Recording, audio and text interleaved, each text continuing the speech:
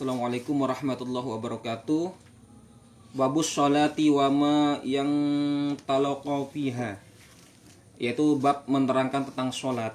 Jadi saya akan menjelaskan tentang daripada kifayatul gulam tentang sholat. Allahumma sholli ala Muhammad wa ala ali sayyidina Muhammad.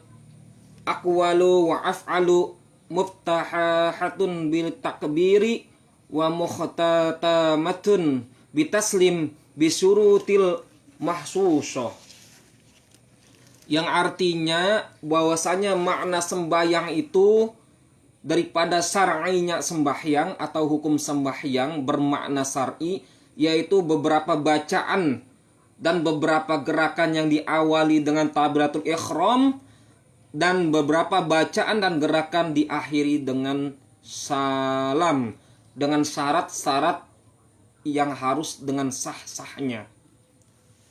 Bahwasanya syarat sahnya sembahyang itu ada 3 perkara. Syarat sembahyang ada 3. Syarat pertama kalau mau sembahyang adalah Islam. Orang yang bukan Islam tidak wajib sembahyang. Orang kafir, orang muslim, orang riddah tidak sah sembahyangnya. Yang kedua adalah baligh, pas umur. Biasa kalau laki-laki itu 15 tahun, perempuan 9 atau sampai 12 tahun. Yang ketiga adalah berakal. Adapun orang yang tidak berakal atau orang-orang yang mabuk atau gila tidak sah sembahyangnya. Kemudian al-haqiqatu sholatin, hakikat sembahyang bi'arba'atin, ada 4 perkara. Pertama adalah masuk serta, yakni masuk serta waktu sembahyang.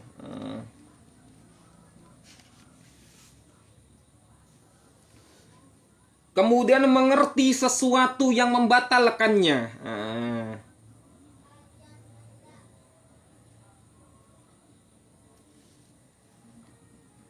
Yang kedua yaitu berdiri serta ta'azim hati kita. Artinya membesarkan sesuatu hanya Allah yang dibesarkan. Nah tuh bersyaratnya itu berarti pakai tasawuf ya. Yang ketiga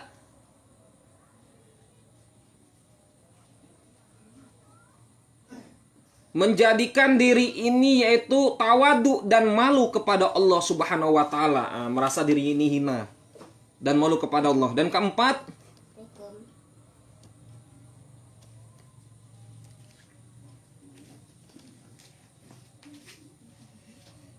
mengerti hakikat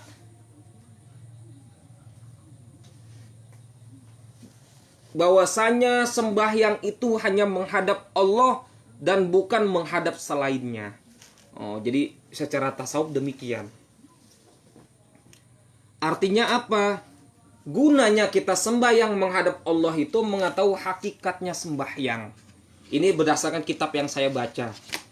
Bukan hanya sembahyang itu harus apa bahasa kita itu, yang penting saya Islam, saya sembahyang. Tidak. Harus berakal, harus Islam, harus baligh baru sembahyang. Bagaimana kalau orang yang bermabukan atau orang-orang yang gila tidak wajib sembahyang? Nah, nanti dihisapnya dikala dia sadar saja baru sembahyang. Bagaimana anak kecil tidak wajib sembahyang, tapi harus belajar sembahyang atau sholat. Para jamaah Metal Huda sekalian, intinya saya hanya menjelaskan bahwasanya pentingnya kita sembahyang. Apa dalilnya? As-sholatu imaduddin, wa man aqamaha faqad aqamaddin, wa man tarakaha faqad hadamaddin. Sholat itu tiang agama. Barang siapa yang mengerjakan sholat sama dengan mendirikan agama. Dan barang siapa yang tidak mengerjakan sholat sama saja meruntuhkan agama. Mungkin itu saja singkat padat tentang makna sembahyang. Kita bersambung lagi. Terima kasih.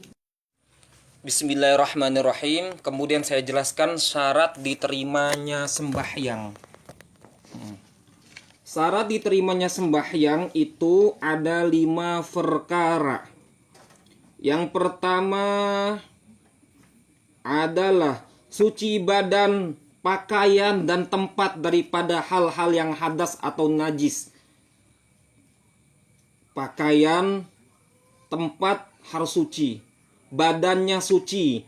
Berarti kalau masih kotor harus mandi wajib. Kalau masih punya najis harus berwudu. Badan, pakaian dan tempat daripada sesuatu yang najis. Baik najis ainiyah atau najis hukmiyah. Baik najis besar, najis kecil atau najis sedang. Kedua, menutup aurat. Bermula aurat laki-laki itu daripada mana? Daripada pusar sampai lutut. Adapun aurat perempuan yaitu adalah seluruh badan kecuali aurat yang kelihatan, yaitu adalah muka dan telapak tangan di waktu sholat. Jadi perempuan tuh auratnya seluruh badan kecuali muka dan telapak tangan di waktu sholat. Nah, ini berdasarkan fikih ini ya, Syafi'iyah. Jadi bagaimana kalau kakinya kelihatan, mata kakinya? Harus memakai kaos kaki. Harus memakai kaos kaki. Ya, kalau di waktu sholat yang kelihatan tangan sama muka, nah, supaya bisa untuk sujud.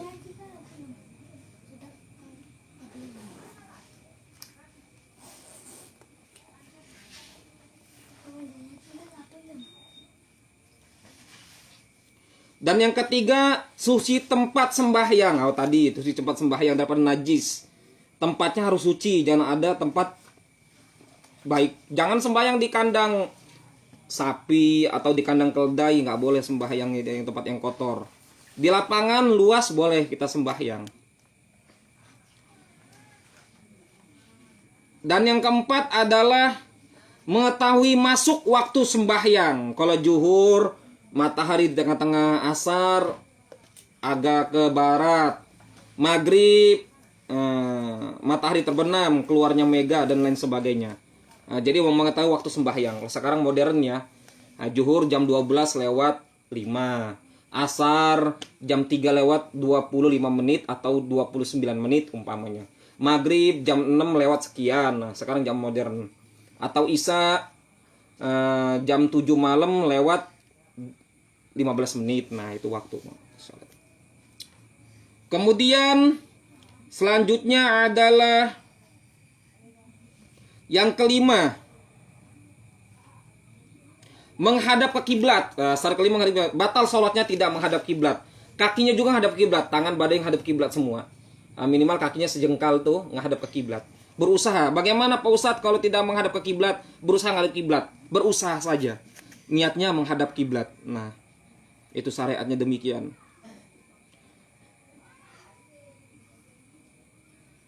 Nah, kiblat itu ada dua perkara. Yang pertama kiblat johir menghadap ke pada Ka'bah Mekah. Yang kedua kiblat hati, yaitu jangan sampai mensekutukan Allah. Hatinya itu merasa Allah itu ada di hati kita. Taddaru minallah.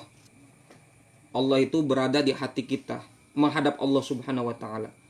Laisa kamitslihi syai'un, artinya tiada sesuatu pun yang serupa daripada Allah Subhanahu wa taala. Jadi jangan terlalu banyak memikirkan, yang penting Allah itu ada di hati kita, kita sholat Allahu Akbar. Nah, itu sholatnya demikian.